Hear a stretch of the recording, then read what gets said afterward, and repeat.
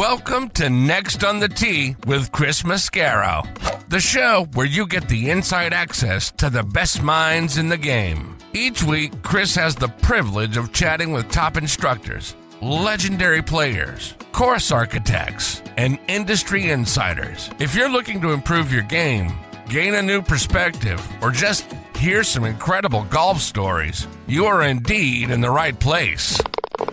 You see, Chris, let me tell you something. I haven't spoken to a press man in my life that is knowledgeable, seriously, as you are. Never. You do such a great job. It kind of makes me feel good all of a sudden. You do so much for the game. You're so kind to all of us that are out there in the game. You know, we need more people like you in the game of golf. Thank you for pressing play. Now, grab your clubs, step up to the tee, and let's get started. This is Next on the Tee. Hello, folks, and welcome into this week's edition of Next on the Tee. I'm your host, Chris Mascaro. I hope this week is treating you really well and you've had many reasons to be out there smiling. If so, hope we can add to them. If you're dealing with some things, then know that I'm sending positive vibes out to you through the speakers you're listening to this show through. We're going to try really hard to give you some mental relief over the next couple of hours. Now, my apologies go out to my friends in Red Sox Nation. As you guys know, I'm a huge Pirates and Red Sox fan. I didn't put this together when the invites went out, but this week's show, to quote Billy Joel, is in a New York state of mind. All of my guests are from New York, but I did slip in a little touch of Boston. We'll do a way too early look ahead to the Ryder Cup, and we'll touch Boston with a discussion about Keegan Bradley, a Red Sox fan, with his former college coach at St. John's. So who do I have in store for you? Well, we're going to lead things off with our resident director of instruction, Tom Patri. TP and I are going to get into a way too early Ryder Cup predictions and discussion. With this year's event being in Tom's old backyard at Bethpage State Park, he can tell us all about the layout and the conditions up there. Plus, with 6 of the first 7 winners on the PGA Tour this year being non-U.S. players, perhaps it isn't too early to raise some concerns and start sending our players some really positive vibes. Tom and I are going to get into all of that here in just a few minutes. Following TP, former St. John men's head golf coach and a co-host of the On-Course show on SiriusXM's PGA Tour Radio, Frank Darby is going to make a return visit to the show. Frank also grew up near Bethpage. He's been a rules official out there during Met section tournaments. Plus, he's helped set up the golf course for those tournaments. And like I mentioned, Keegan Bradley is one of his former players, so who better to talk about the Ryder Cup than Frank?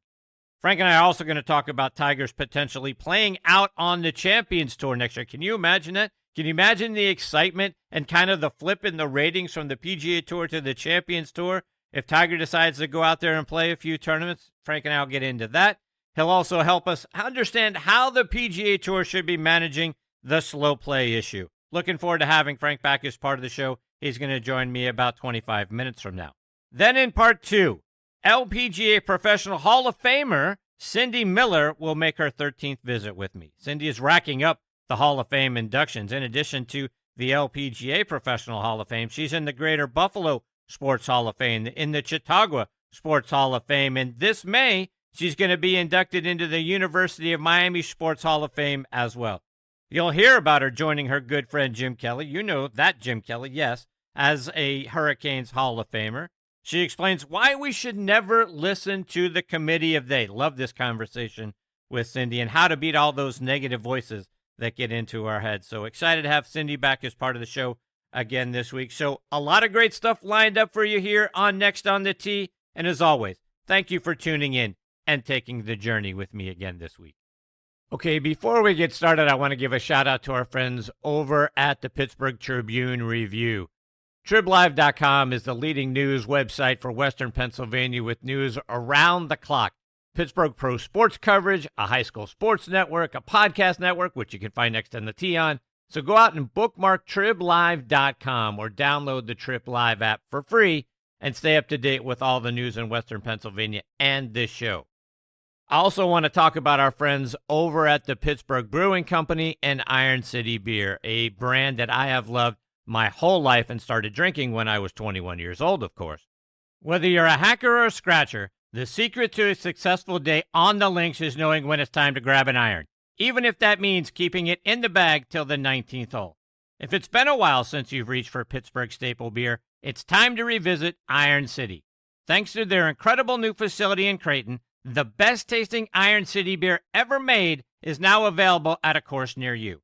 Iron City pairs well with any lie and sky and serves as a friendly reminder that there's always next round. Iron City beer, best enjoyed while enjoying life. And folks, this year, get ready to experience the game like you've never experienced it before at the Keep. It's the brand new Bill Bergen and Reese Jones co-designed course up at Macklemore. Nestled high atop Lookout Mountain, the Keep offers breathtaking vistas that are even more spectacular in person than they are in the pictures and the videos. With its challenging layout and awe-inspiring views, every round there is an unforgettable adventure. Whether you're taking on the signature holes or just soaking in the scenery, the Keep is where your best golf meets nature's finest backdrop. So grab your clubs and join us up at Macklemore this year. The Keep is open for preview play and it's waiting for you. But you gotta hurry now because spots and availability are filling up fast. So don't wait. Check out both courses, the Highlands and the Keep, for yourself online at themacklemore.com. And then do yourself and your buddies, or yourself and your family a solid by getting your spot reserved now. And experience distance and forgiveness all at once with the new QI35 driver from TaylorMade.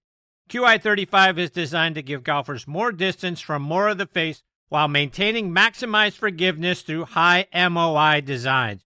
Whether you're looking for low spin and maximum workability or easy launch and plenty of adjustability, it's available in low spin, core, and max models.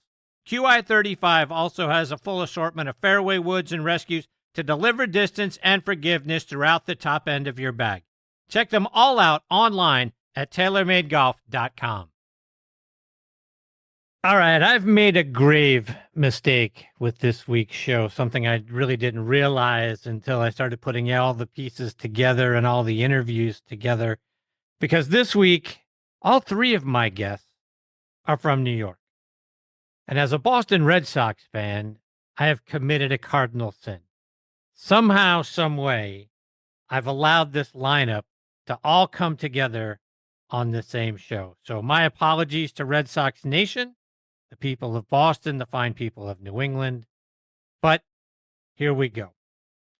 All right, now back in Next on the Tee with me is our resident director of instruction, Tom Patri. Tom is somewhat impatiently waiting to help you with your golf game this year. He's down there at Twin Eagles Golf Club in Naples, Florida, wondering, where the heck are you and why are you not reaching out to him? Because he really wants to take your game to new heights this year. And you don't even really have to go down to Naples because you can book lessons with him through the V1 app.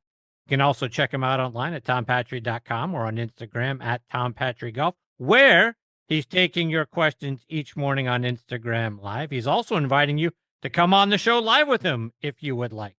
His YouTube channel, you guys know how much I think of that. It's amazing, with over 353 video lessons waiting for you there. And as always, I couldn't be more excited that he is back with me again this week here on Next on the Tee. Hey, TP, how are you, my friend? Those little town blues are wasting away. You can't give me a little New York State of Mind by Billy Joel or something? You can make it anywhere. New York, New York. How are you, Tom? It's got to be tough going through life bitter as a small market fan. It's got to be difficult. I understand. It's tough. I understand. I feel for you, pal. I appreciate that you feel my pain. And someday you'll come back from the dark side, and I'll help you. I'll contribute to the therapy.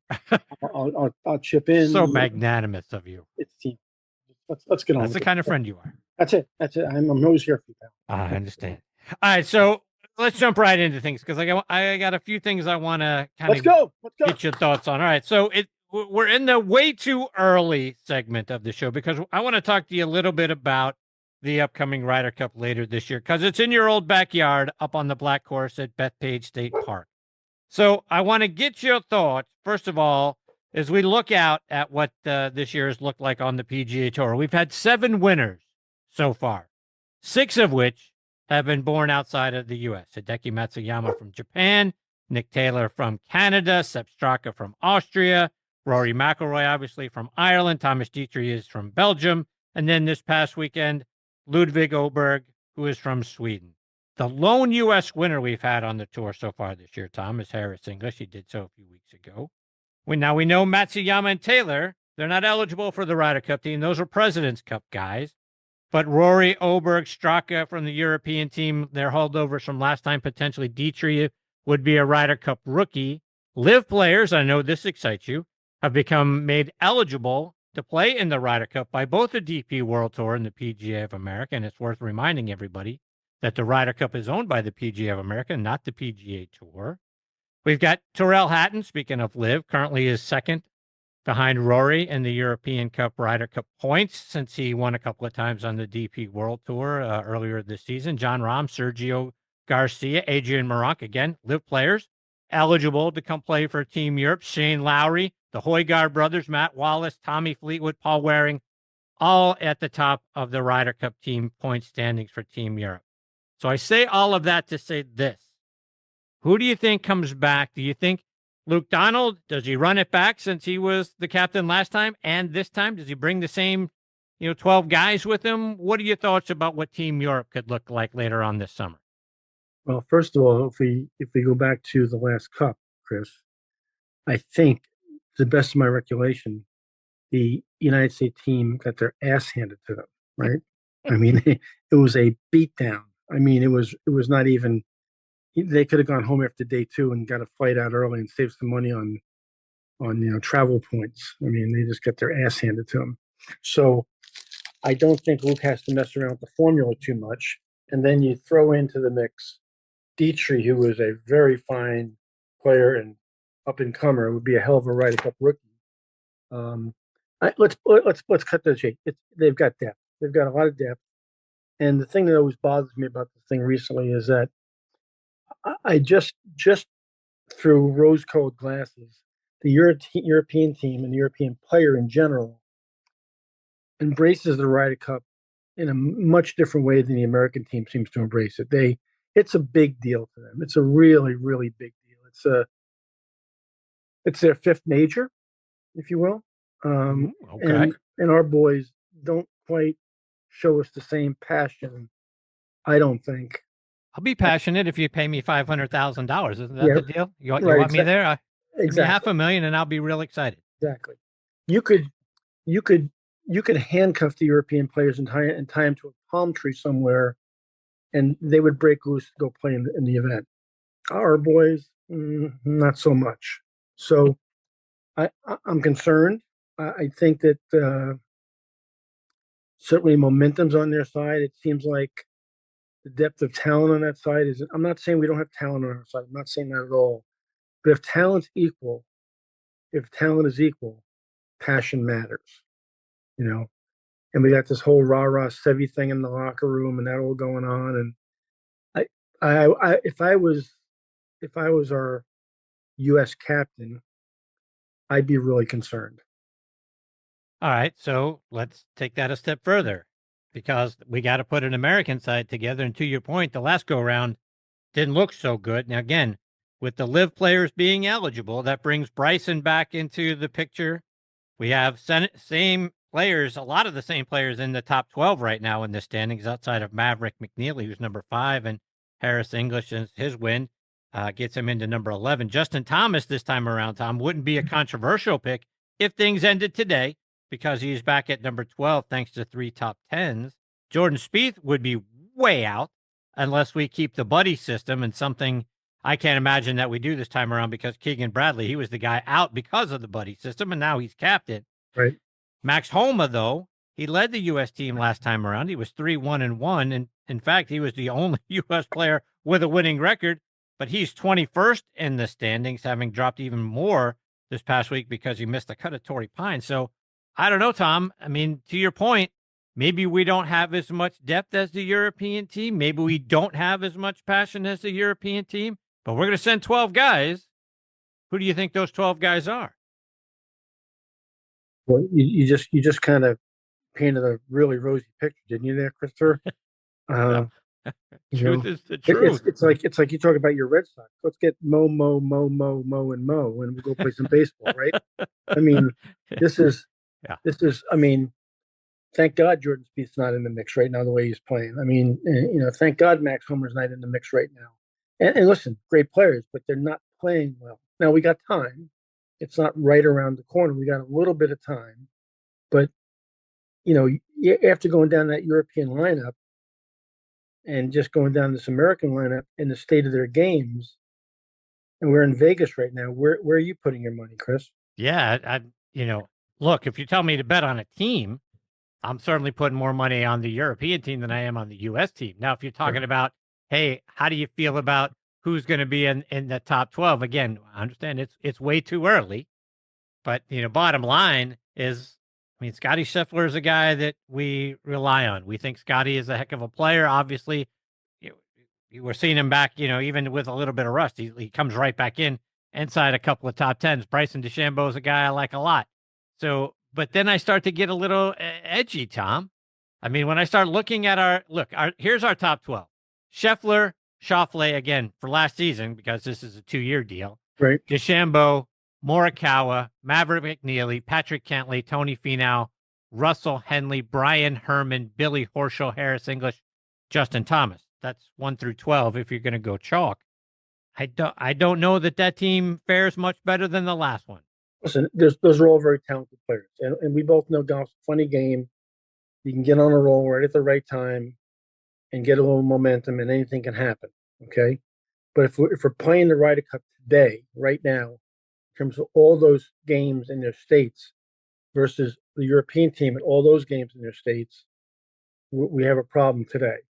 A lot can happen, right? Xander's hurt right now. Is he going to be healthy? Okay. Patrick Cantlay hasn't been on great form. Played a little bit better this week, but is putting a little bit like Helen Keller right now.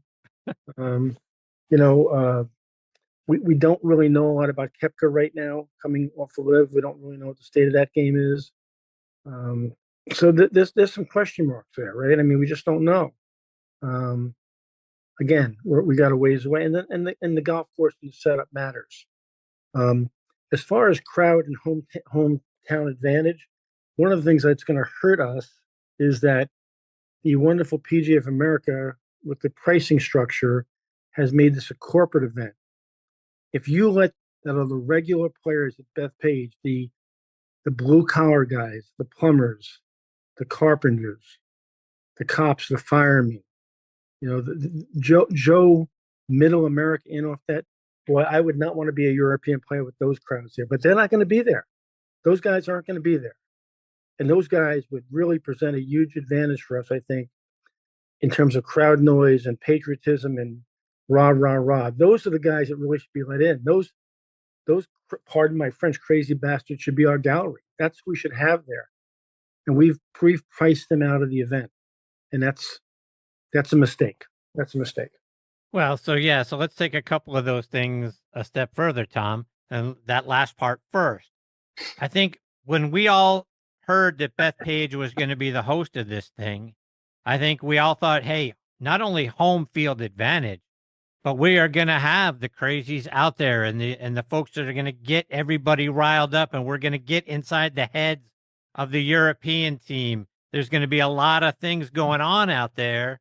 It's going to make it a raucous environment that's really going to turn the tides and help make it a true home course advantage. But to your point, I don't know that this pricing structure hasn't taken that away. I don't know. I mean, from what I've learned from some of your fellow New Yorkers is this price isn't unheard of. It's ridiculous, but it's not unheard of. If the New York Knicks were in the NBA Finals, that's what the ticket price would be. If there was a big name concert in town, that's what the ticket price might be at Madison Square Garden. So I don't know, but I feel like this is a missed opportunity. I understand that the PGA of America is going to pocket a whole lot of money from this thing. But the bottom line is we also want to win a Ryder Cup. I'm not sure that we have thought it through, to your point, and we're going to miss out on some of that because people like you and me are not going to be able to afford to get inside the gates. I definitely think that's the case. Now, I'm sure your next guest, Mr. Darb, will comment on that, but I think that pricing structure may let some of those guys in, but not the majority of those guys in. And I can tell you right now, if I wanted to win this cup and I was Keegan Bradley, I'd be getting a lot of guest passes and handing them out at the front gate. Boys say, "Hey, you guys over there in that pickup truck, come on over here. I want to talk to you. Hey, you on the garbage truck, come here. I want to talk to you for a second. Hey, you at the carpenter's belt, come on over here. I want to talk to you for a second. Here's a ticket." So I would get all those guys right through the. I'd be going down the Farmingdale is the closest town to Bethpage. Okay, the village of Farmingdale. I'd go down to the local tavern and be handing tickets out there if I was Keegan Bradley. I love that idea. You know, but let's talk about setup, because that's the other thing I'm curious about. You know, if Keegan is out there, you know, working with the rest of the team, you obviously get an opportunity to set the course up so it hopefully gives the U.S. team somewhat of an advantage. You've played out there a million times. Is there something, if Keegan Bradley were walking the course with you, what would Patri tell him about how to set up the course that gives us a little bit of an edge? Bethpage Black is a really hard golf course in everyday life. Just everyday life, it's a hard golf course. We've watched a couple of U.S. Opens be played there. We've seen some really high winning scores. You know, I think, and help me, Chris, if I'm wrong, I think 1 over and 1 under might have won. -3, -4 actually were the winning scores in 02 and 09. I would set it up open lake. Okay, I would set it up open lake because I think we're more used to that kind of situation than the European team is. But then it kind of goes back to your team and how they're driving the golf ball and who you have on that team in terms of driving accuracy and getting the ball in play. If they let that rough go out there, that stuff on that golf course when it's long is really nasty. I mean, there's places you hit it off the fairway there on the open conditions and you cannot advance the golf ball. You literally can't advance it. So I think from a lineup standpoint, if that's what you're going to do, if that's your game plan, then you got to look at your team and the selection of your team in terms of, you know, who is a good driver of the golf ball. So, Tom, that you bring up an excellent point. Something I hadn't really thought about is the stats piece. If you were to get to late in the season, heading into the Ryder Cup, maybe you're a few weeks out and you start looking down the stats of the 12 players that you've selected, and they are having a difficult time driving the golf ball in the fairway. They're not hitting as many fairways in regulation as they used to. Do you think that plays a part? Would you look at that and say, you know what, hey, normally I would like to have this rough grown up a little bit, but you know what, my guys aren't doing a great job keeping the ball in the fairway. They're good scramblers, but they're not good drivers of the golf ball this year. Perhaps I cut that fairway, that rough down, and I play it more like an Augusta National, where my guys are going to have an opportunity, and we're going to play this as a second shot golf course. And maybe we do some things with the greens and that sort of thing. But do you think the stats late in the season will play into how Keegan decides to have that course set up? I think it's certainly a factor, Chris. And if Keegan punts on the rough and starts cutting it and changes that course setup dramatically to where driving is not in the premium, I think then, you know, who's got the advantage? Anybody? I think it's kind of a level playing field then. You know, you just took that advantage away if that was your original game plan, if it was, and now you have a level playing field. Yeah, it's going to be interesting to see how this thing plays out, and of course, who the 12 players are. Yeah, Let's switch gears a little bit. Go ahead. You just had the Chubb Classic from the Champions Tour in town down there in Naples. You got to spend a little time with your friend Fred Couples, and Freddie has an interesting makeup in his bag these days. He's gone to several fairway woods and hybrids. Longest iron in his bag now is a 7. I feel like that's a lesson we all should take from that. Maybe get over ourselves a little bit, put our egos aside, and really give ourselves a better chance to make better contact and hit better shots. I don't know. What are your thoughts about, for people like me, the average golfer? Maybe you're a 10, 15, 20 handicapper. Maybe your average score is somewhere between 80 and 100. Should we look at Freddie and say, you know what, if it's good for Freddie, it's probably good for me? You know, what surprised me about that before I even got to speak to him was that he feels like he's lost speed, enough speed where he can't hit really long irons as well as he used to. And let's call a long iron right now 3, 4, 5, just for argument's sake. And I've watched him hit a lot of golf balls. I was at the PNC, watched him play around, and he's here in town. You know, he still drives the ball somewhere between 280 and 295 yards at times. bad back and all, and 65 years old. So I kind of said, "What do you mean you've lost speed? I mean, how much speed have you lost?" But that being said, also the other factor was the bad back and the making more of a sweeping motion now than a steeper motion required to hit an iron. So he feels like it's taken a little stress off his back too. So there's been a couple of different reasons why he's done this. And I got to tell you, he's adapted pretty well. Look at the last round he played there. We can talk about that a little bit if you want to. But Yes. is it a good lesson? Chris, I went from long irons to hybrids, and recently from hybrids to a 5 and a 7 wood. And both of those things, kind of are choices now as we get a little older. And the 5 and the 7 wood has made my life a lot easier at between 190 and 215, 220 yards. Really made it easier. I was personally a little bit better with the 5 and the 7 wood than I was with the 3 and 4 hybrid. So, but both of those things are definitely relief from 3, 4, and 5 irons. There's no 4 iron in my bag. There's no 3 iron, nor will there ever be again. That ship has sailed. There is a 5 iron in my bag, but I'm not going to tell you what it is because you'll laugh at me. It's definitely got a hickory shaft on it. It's an old man's 5 iron that is part of the Titleist set, but it's not the same as the rest of my set, and it is. You can close your eyes and hit it up in the air, basically. So my bag has changed too for the same reasons. And I think, yeah, you can take a lesson from that. And anybody out there who's the average, weekend warrior that still has a 3 and 4 iron in his bag should have their head examined. You mentioned Freddie's last round because he shot 66, but from talking to you earlier, could have easily been a 62 or a 64 for sure. Yeah, so we had dinner on Friday night before the first round. He felt like he was playing halfway decent. First round, I think he shot 70, then he shot 71, and both of those rounds had a double in them. And then the last day, he goes out and tees it up and makes a double on the first hole on Sunday, the first hole, and then misses 2 really makeable birdie putts coming in that were really well-struck putts that just kind of grazed the edge, and shot 66 with a double on those 2 misses.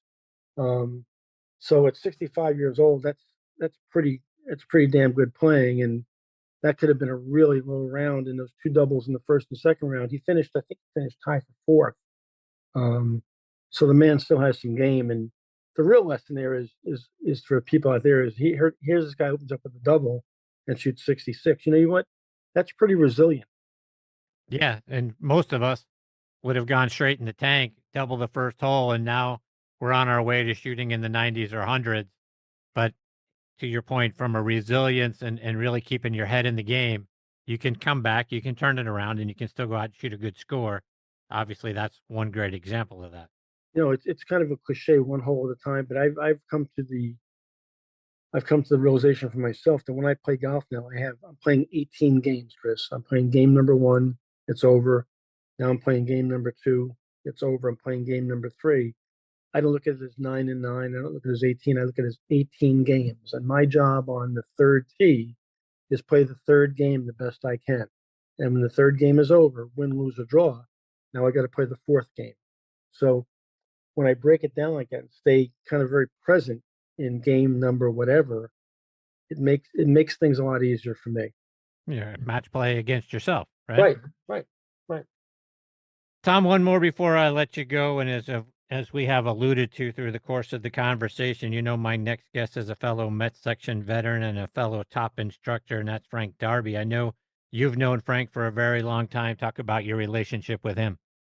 I'm 66, and I think Darbs and I met when I was 14 or 15, so we've known each other a little while. Unfortunately, he pulls for St. John's, and I pull for Villanova. As a Queens guy, I think he's a Mets guy, and I'm a Yankees guy, but I still love him. One of the really, really, really smart and astute rules guys in the Mets section, a guy who, if I had a rules question, he'd be one of the first people I'd pick up the phone and call. He's very well versed. He's done a lot of course setups for major events in the metropolitan area. Frank is Frank is a staple in the Mets section and a guy that we all love. He is a huge New York sports fan. He is a huge part of the New York golf community and a longtime friend. And you got a good interview coming up. He's part of New York's most elite part of New York's Irish Mafia. I love him very much. And please tell him I said hi. I will do that, but I am completely stunned. Frank must have sent you money prior to this interview because you haven't spoken this glowingly about anybody ever. Especially not you. Yeah, especially not me. Right. So, wow. Okay. Well, before I let you go, remind our listeners once again how they can get a lesson from the great Tom Patri and also follow you, whether it's online and it's on social media. Chris, the best place to get me is right here every other Tuesday night with you, the greatest host of golf podcasts on the planet. Twin Eagles in Naples, www.tompatri.com. With that Instagram live show is almost every single morning at 7:30 to 8 o'clock sometime in that. People can jump on live and ask in, and I wish they would. But the place I really enjoy being found is right here with you, pal, because you're the greatest. And tell Mr. Darby I said hi, and you guys have a great interview and a great evening. I appreciate you, TP. Take care, my friend. All the best to you and the missus. We'll catch up again soon. Thanks, pal. See you, man.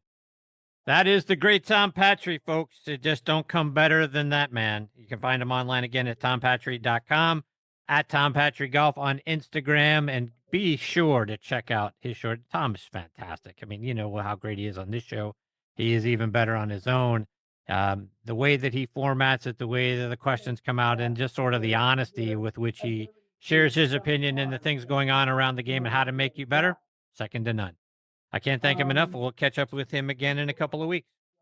Okay, coming up next is a guy who is a legend up in the New York Metropolitan PGA section and a heck of a great guy, and that is Frank Darby. Before I bring Frank into the show, I want to remind you about our good friends over at On Point Golf and their fantastic On Point ball marker.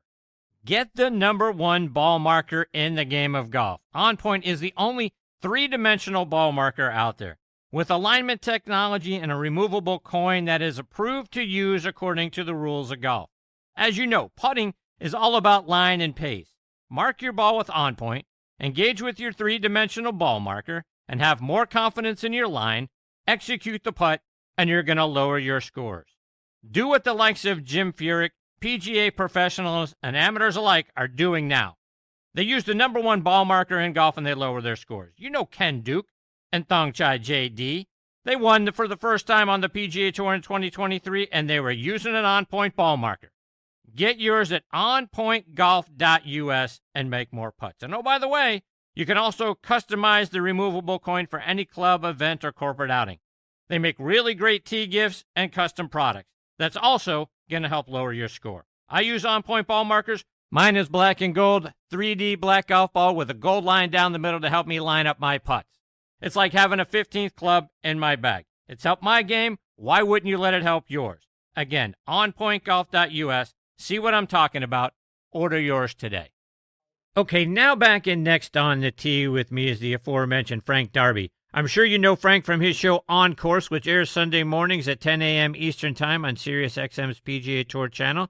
He partners with Brian Kroll, and their show is absolutely fantastic. I listen every week on my way home from doing the golf show on 680 The Fan.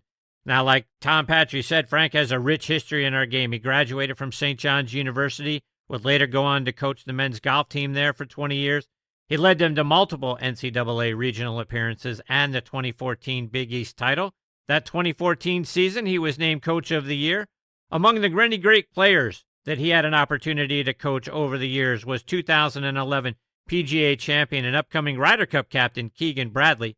Frank served as president of the Big East Golf Coaches Association, and in 2008, he was a member of the NCAA East Region Advisory Committee. Following his time at St. John's, Frank became the head coach at Manhattan College, and in his first season there, he led the Jaspers to their highest finish in program history, placing second at the 2016 MAC Men's Golf Championship. Frank has been active in the Metropolitan PGA section for over 30 years, and he has served as tournament operations director. He also served as head golf professional at the Sequoia Golf Club for 11 years and Colonial Springs Golf Club for 2 years. And like I say, Frank is a legend in our game, and for some reason, He asked me to join he and Brian last Sunday on their show.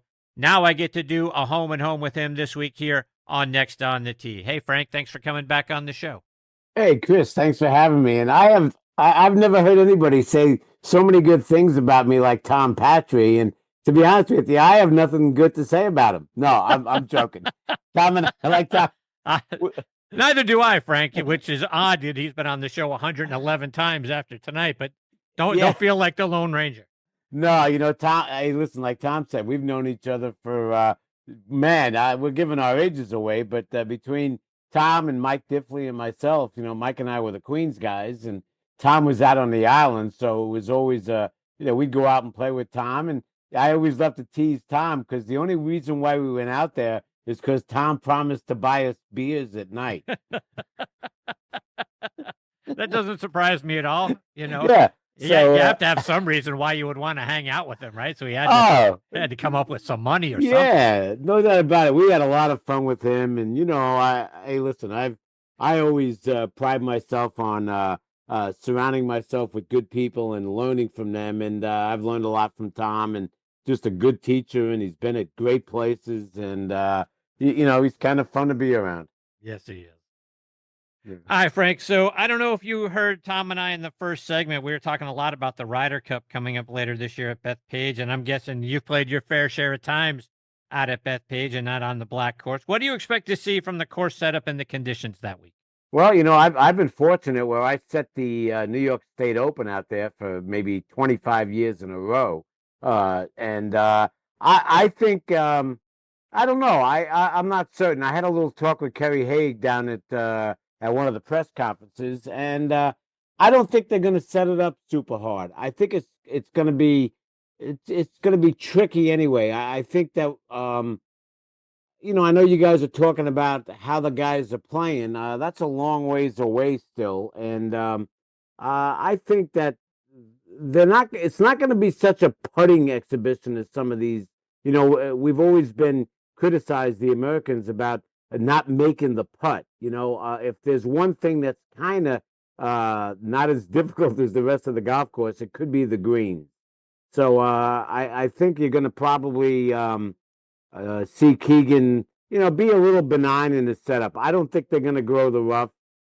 They will have the opportunity at that time of the year to do it, but I think it's going to be a pretty benign setup. I think they'll move some tees around, especially on the par threes, and I think they'll probably let the fours can be brutal out there. So they're just going to have to be careful on what the wind is, and that time of the year should be okay. So one of the things Tom was mentioning is the idea of taking a look at the stats come later this year about how our guys are driving the ball, putting the ball, getting up and down, that sort of thing. Do you think that Keegan's going to take a look at some stats before making the final decision about how the course is going to be set up and laid out so that it does give our team a little bit of an advantage based on how they're playing at that point in the season? Yeah, I think Keegan is going to look at the stats because that's what they're doing. But I mean, this is, we're fortunate right now that Keegan is in the top 50 playing in every single event. And it seems like he's pretty much playing everywhere. I mean, he's on TGL. He's all over the place as well. So I think he's going to look at the stats, but I think he's going to look at the heart of these guys. I mean, the top six, they're going to be pretty much the same guys between Scotty, Xander, Cantlay's going to be in there, Bryson's going to be there, Clark, Morikawa. It'll be interesting to see what he does with that next six. And I tell you what, I mean, if anybody's got the heart that we need, it's going to be Keegan Bradley. So let's hope he kind of hangs in there and keeps playing well and can at least throw himself in the mix because, he's a great leader. I mean, he did that with us. And, I was just kind of going over some of the names here again, and, it's pretty much the same one. I think it's going to help him that Justin Thomas is playing good. I think they need Thomas there as well. It's unfortunate that Home is struggling so bad because I think he's a pretty good kind of, leader out there as well. But it'll be interesting to see, who steps up. Another guy that I think is going to get in the mix and is motivated and knows that golf course really well because he won 2 of the state opens, I think I set up there. I think it was 2. It was Cameron Young. So Is that right? Oh yeah, Cameron. You know what? Cameron Young hits it so far. I was standing on 16. Probably about 400 yards out. I think I might have even had my cart out there in the fairway coursing, and he hit my cart coming down Wow. 16. So he likes that place, and that's his kind of golf course because I it is going to be very interesting. I think that European squad. I think Luke Donald is going to have a couple of issues here because there's a lot more guys in the mix there now. A lot of names that he's going to have some rookies. Hey, listen, he had rookies last time too, and look how good Oberg was and all of them. But this is going to be in New York right here with rookies as well, with a lot of screaming fans. And I heard you guys talking about there's not going to be the maybe the regulars out there. I think there's going to be an awful lot of them. I think there's going to be more than enough of them with the combination of the corporates, and they're going to bring their sons and daughters, and I think it's going to be a pretty rowdy crowd. So to that end, right, as we are putting together our squad and they're putting together their squad, and you talk about Cam Young, and maybe Cam Young is a fringe player. Maybe he's not in the top 12. Maybe he can't go all chalk. Do you think Keegan would reach for a Cam Young, knowing his background and the way that he has played there, if Cam is somewhere, maybe he's in the 20-25 range? No, I don't think he would. I think Cam's got to be in the, I think you got to be in that top 15, 16 mix there. The other guy that I think is going to be really good there, and I really like watching him, is Thagala. I think Thagala's going to be there as well. And the other guy that's playing great right now, again, is Tony Finau. That's his kind of golf course. It's just, that type of tough golf course. I think you just got to be, I think Keegan is going to get a real good knowledge of just how everybody's playing. You always want consistent players, and he's going to see who's playing consistent throughout the whole year. You alluded a little bit ago to Keegan's play. If Keegan is inside the top 12, let's say he's 11 or 12. Do you think he puts himself on that team? I mean, that's a lot of responsibility. There's a lot of things going on. You've got a lot of decisions to make. It's a lot of pressure. And then to be a player coach, I think would make that even harder. But do you see him picking himself if he's in that, like I say, somewhere between 10 and 12? Well, when we were at the press conference, I thought he left himself some, he did come out and say that, he really would like to be in the top 6 to make the decision easy. But if he wasn't, he would leave it up to the team members as to whether they wanted him as and those guys are going to want somebody like that. So I think he's left a little door open right there. But you know what? I think Keegan's he's going to play good. I guarantee it. He's thinking about this. This is his passion, and Bethpage. So he's wrapped up in it. I hope he's not too much wrapped up in it, but but like he said, he constantly thinks about it. It's constantly on his mind, and yeah,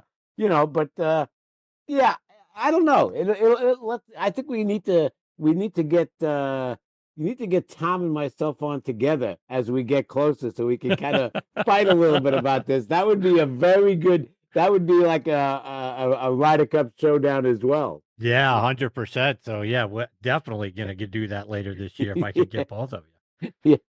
Frank, when I joined you and Brian on Sunday, you were kind enough to bring up a topic that I'm excited about for next year out on the Champions Tour, and that's the potential of Tiger Woods playing some tournaments out there in 2026. He turns 50 in late December this year. To me, far too many people have forgotten how great the golf is on the Champions Tour, including TV producers, because in order to watch it, you got to wait until late in the day on the Golf Channel to hope to catch it. But those guys can still play, Frank. And if Tiger decides he's going to go play out there, even if it's only a few tournaments, maybe it's just the Champions Tour majors, I bet it pretty easily outdistanced the ratings of the regular tour. I'm not sure that Jay Monahan might be too excited about that, and maybe not the sponsors of the PGA Tour tournament that week either. But what are your thoughts about Tiger potentially getting out on the Champions Tour next year? Yeah, I was on. I did another show of mine today, and I was talking about it with my co-host Marty Hackle, and I think he's going to play a little bit. I don't know how much he's going to play, but I guess it just depends on how he's feeling physically. But, I think that all of these great, the superstars of the past, I mean, Jack came out there and won majors on the Champions. I think that might be something else that Tiger might be interested in doing. I'm sure he'd love to have another USGA Senior Open and a Senior PGA, in his pocket as well. So we need him out there. We need him both on the PGA Tour. We need him on the Champions Tour, and we need him on TGL as well. I mean, we need to see him. Sure, we always hear he moves the needle, but I think he's just great for the game. Do you think Monahan may pull him aside, though, and say, hey, look, do me a favor. Don't play in a tournament opposite a signature event. The sponsors, if they all of a sudden see you're out there playing on the Champions Tour and you're dwarfing our ratings, that may not be good for us. It'd be bad for both of us to do that. Can you see maybe a little manipulation about when we might see him if it's not just in the Champions Tour majors?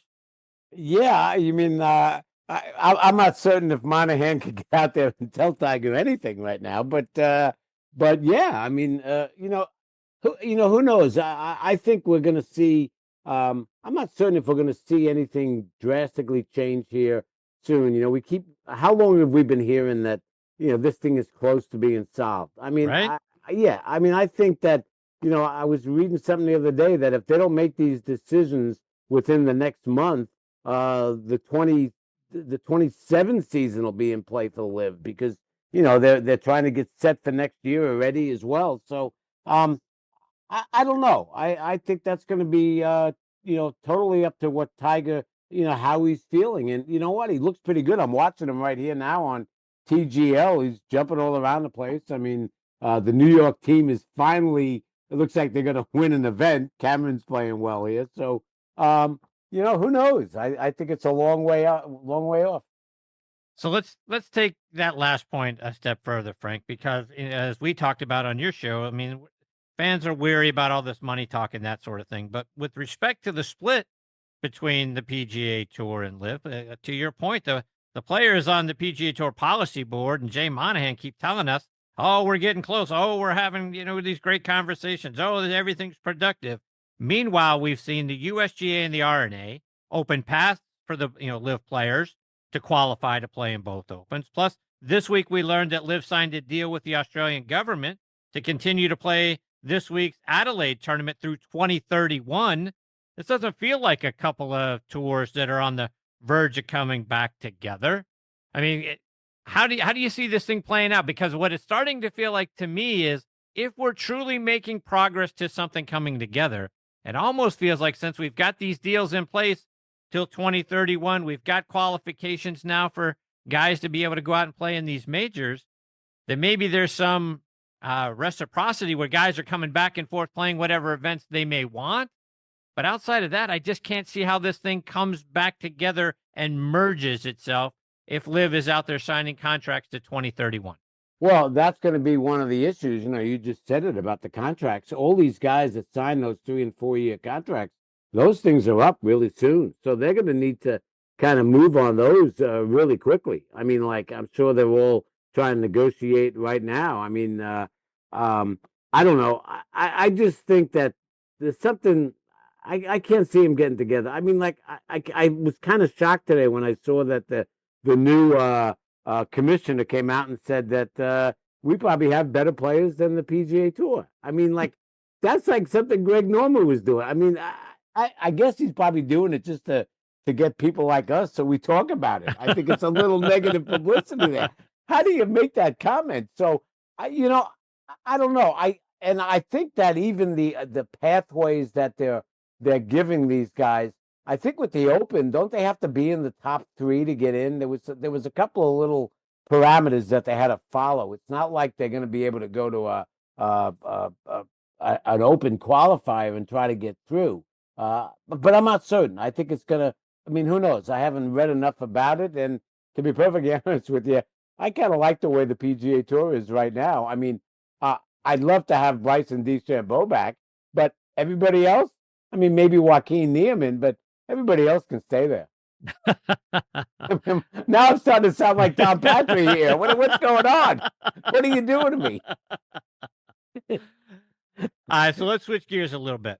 As a former college coach, were you disappointed at all when you heard that the PGA Policy Board decided that they were going to cut the number of tour cards down from 125 to 100 and players 101 to 125? They're going to only get conditional status to play. So as you and your fellow PGA professionals are out there doing such a great job growing our game, it feels to me like it's actually going to be a little harder for the elite player to find their way out onto the PGA Tour. It's like, you're doing such a great job. You're developing so many great players. But as they get towards the top of that pyramid, if you will, now it's going to be harder for them to crack the code to get out on the PGA Tour.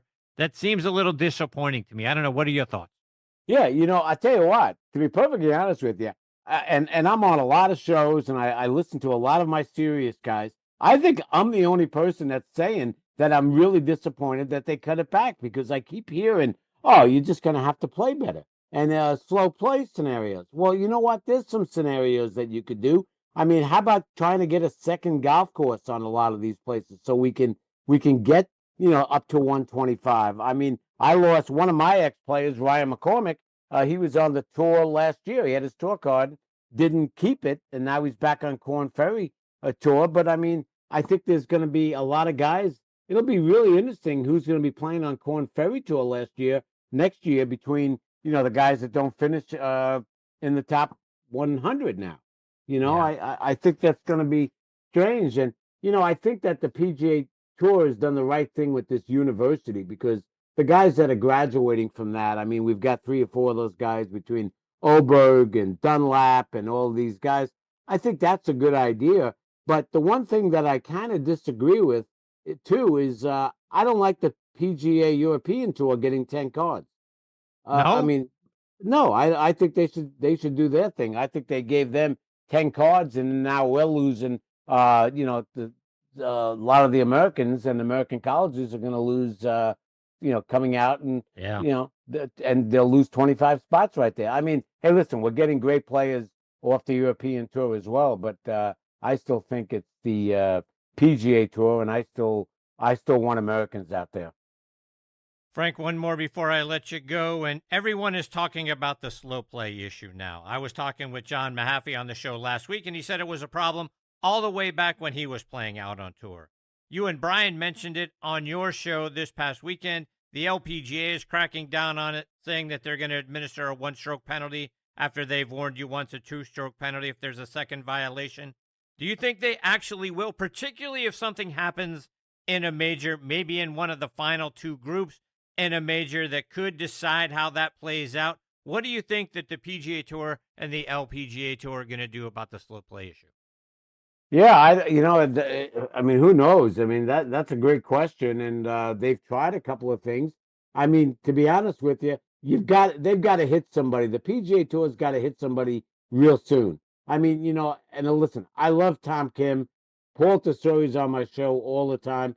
They had an opportunity to hit Tom Kim a couple of weeks ago. You think that would have made a statement? You think that might have got guys going?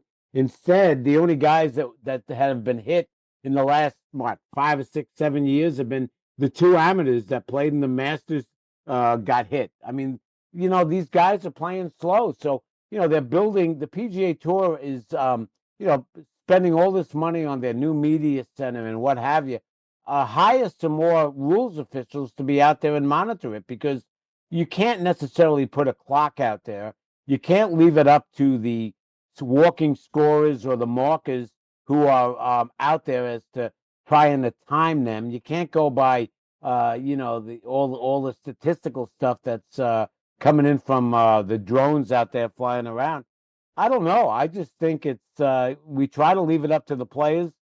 I just think that they're methodical. Everybody is right. If we I think, first of all, I think 30 to 40 seconds, I think that's a lot of time too.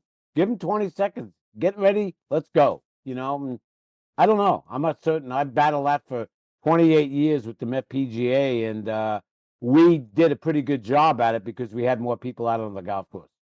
Frank, before I let you go, remind our listeners again how they can listen to you and Brian on your Sunday show, all the other shows that you are a part of, and plus follow you on social media as well? Well, we're on Sunday mornings, 10 o'clock on Channel 92 on PGA Tour Radio. And, like I said, Brian and I, this is our 11th year out there doing it. We got some great guests. And actually, we've got a really good show coming up this coming Sunday. We got Mike Small from Illinois, and we've got Paul Tesori, Tom Kim's caddy. So we look forward to talking to those guys as well. And, hey, I really enjoyed having you on there last week as well. So let's get another home and home going here pretty soon. I love that. That was a huge thrill, and I can't thank you enough for the invitation and the opportunity, and also having you back here with me this week on this show. So you're fantastic, my friend. I can't thank you enough for all that that you do for the game of golf and that you've meant to me on a personal level. And hopefully I get the opportunity to have you back on the show again soon. Hey, Chris, thanks for having me. Absolutely. Take care, Frank. All the best to you and your family. Thank you. Bye-bye. That is the great Frank Darby, folks. You can follow him on social media at FDarbs. You can find him on Instagram and back out on Twitter. And then again, he and Brian Kroll are outstanding on course. It's on Sunday mornings at 10 a.m. Eastern Time on PGA Tour Radio on Sirius XM. They have a lot of fun and they do a great job. And they are two of the most knowledgeable people about the game of golf. And then obviously two of our top PGA professionals as well. So if you're not listening to them, you should. And I promise you, I listen to their show every Sunday morning on my way back from the studio because they're just so much fun to listen to. And look, you learn a lot when you have them on. So check them out again, Sunday mornings, 10 a.m. Eastern Time, and give Frank a follow on social media as well. And like you said, hopefully I get the privilege of doing a home and home again with him maybe a little bit later on in the year. And he and Tom Patri, are you kidding me?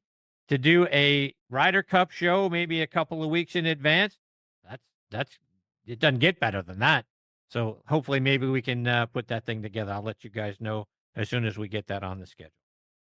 All right, my friends, it is time for me to put a bow on part one of this week's show. Again, my sincere thanks to Tom Patri and Frank Darby for making it a wonderful segment of the show. I can't thank those guys enough for joining me and all the great stuff that they shared with us. I hope you guys enjoyed it as well, and I hope you'll also come back for part two because Cindy Miller is just one of the great people you get to meet in this life. She's a multi-time Hall of Famer, as you heard me talk about at the top of the show. There's a reason for that. You don't get lucky and just get inducted for no reason at all into multiple Hall of Fames, and you're going to hear more reasons why she is in all of those Hall of Fames. I'm so happy for her, so proud of her as well. So, folks, I can't thank you enough for making Next on the Tee a part of your weekly golf content. I appreciate each and every one of you so very much. Until next time, hit 'em straight, my friends.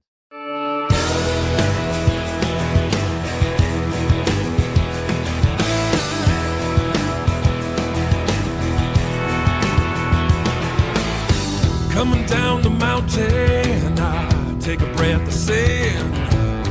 Can't tell the day or time, but I know this day will end.